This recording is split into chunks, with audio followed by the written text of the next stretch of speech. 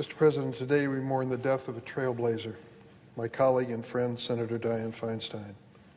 I have been privileged to have known Dianne throughout her entire career in this chamber, and my entire time as well.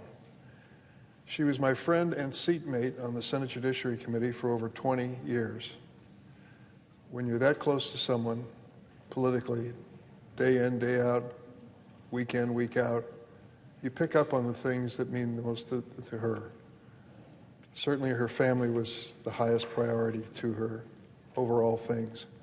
But her life experience created what we know as the legacy of Dianne. How many times she told the story of serving on the Pardon and Parole Board for the state of California. Cases that she remembered in detail, that occurred decades ago, that stuck with her and inspired her when it came to her service on the Senate Judiciary Committee. I think that situation also inspired her when it came to legislation where she was looking for fairness.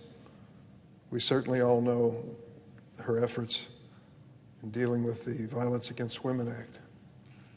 That was an extraordinary effort by her on a bipartisan basis with Senator Murkowski, Senator Collins, Senator Ernst, Senator Patty Murray, and so many others. In addition to that, she recounted many, many times that terrible, unimaginable tragedy when the mayor of San Francisco was killed, along with Harvey Milk, a commissioner. And she was there at the bloody scene afterwards. She recounted that so many times in the midst of her debates over an assault weapons ban. Think about that assault weapons ban.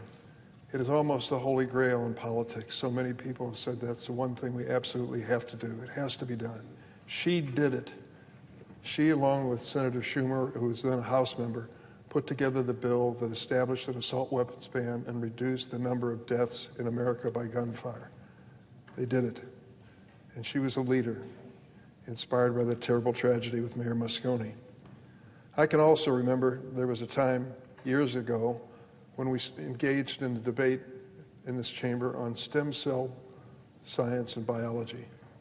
It was a complicated debate. Many of us liberal arts lawyers were lost as they went into the detail. Dianne not only led that debate, she mastered the subject.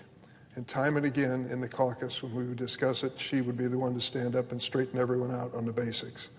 She was a gifted person in that regard. But I do want to say there's one thing that Senator Collins noted that I noted many times. Members of the Senate in the committee hearings are given a notepad in front of them. The Senate Judiciary Committee is no exception.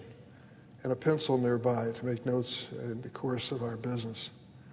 Sitting next to Dianne all those years, I can't tell you how many flowers I saw her draw on those notepads. I asked her for one time. She signed it, and I've kept it.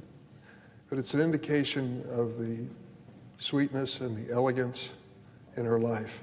That on one hand, she could be arguing the most serious life and death issues in the committee, but on the other hand, show that kind of dignity and determination to bring the human side to the debate. She was one of the best, and I was honored to call her a friend. There were many times that she made the roll call in the Senate Judiciary Committee in the last year or two when I know it was an extraordinary sacrifice.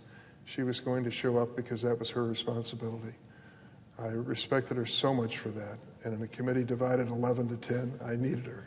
And she knew it, and she was there. She answered the call. She served California with such distinction. She often talked about her beloved Golden State, but we all know that she was also a treasure to the nation. Dianne Feinstein inspired many, particularly many women, to public service. She served California well, and she served our nation. It was my honor to serve with her. I yield the floor.